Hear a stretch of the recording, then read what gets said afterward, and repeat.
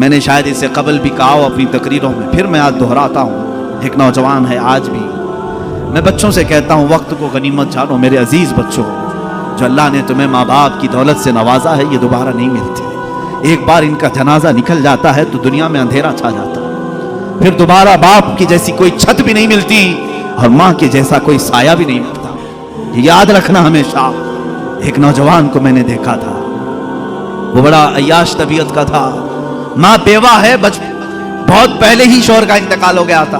बच्चा सिर्फ 4 साल का था या छोटा सा था। जब से वो घरों के काम कर करके अपने बच्चे को पालती थी। जवान हुआ तो औबाशों की सोहबत में लग गया, बदमाशों की सोहबत में आ गया। माँ को अब इससे बड़ा धचका और क्या लगे। एक दिन आई थी मेरे पास रोते हुए, कहा गजब हो गया, जिंदगी ने पहले ही मेरे से शौहर की जुदाई, और मैंने ऐसे अय्याम काटे कि लोगों के जूठे बर्तन धोए इस उम्मीद पर कि एक बेटा है जवानी में, ये जब पहुंचेगा तो मेरे बुढ़ापे का सहारा होगा। लेकिन मुफ्ती साहब ऐसा हो गया कि मेरा बेटा बदमाशों की सोहबत में चला गया। अब मेरा वो आखिरी सहारा भी खत्म है, मैं किसके पास जाऊं। वो गम के मारे इतना रोई थी।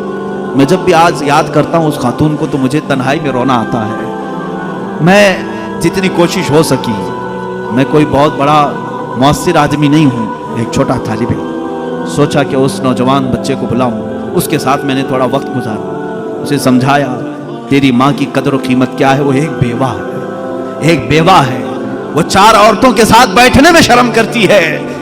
क्या तू अपनी माँ के साथ वक्त नहीं बिताता? दुनिया में तेरे दोस्त होंगे, तुझे दोस्त छोड़ करके जाएं तो तुझे कितनी तकलीफ होती है। तू सोच अपनी माँ को, उसके तो कोई दोस्त नहीं और उसका बेटा भी उसको रात अकेला छोड़कर जाता है। वो रोया मेरे पास, कहा कि हजरत मैं वादा करता हूं अपनी माँ के लिए मैं काम करूंगा।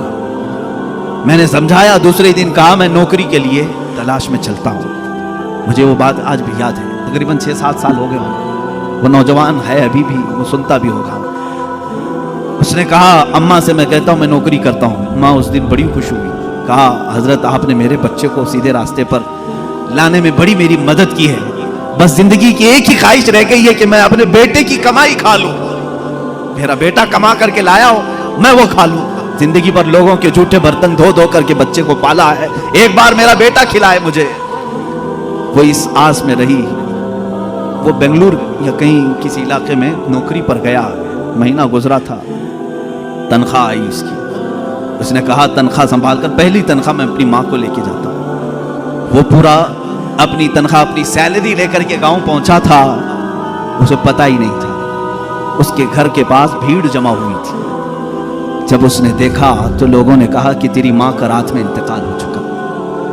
उसने वो पैसों का लिफाफा अपनी माँ के कदमों में रखा। आज तक जब कभी वो मिलता है तो फूट कर रोता है, कहता है मेरी माँ इसी आस में दुनिया से चली गई कि बेटे की एक कमाई खा लूं। लेकिन मुझसे ज्यादा बदनसीब कौन है इस दुनिया में जो माँ के कमाए हुए जूठे बर्तन को धोए हुए कमाई तो खा लिया, अपने हाथों का एक लुकमा में अपनी बेवा माँ को खिला नहीं सके। ऐ नौजवानों, क्या इसी का नाम जिंदगी है? क्या इसी का नाम ईमान है?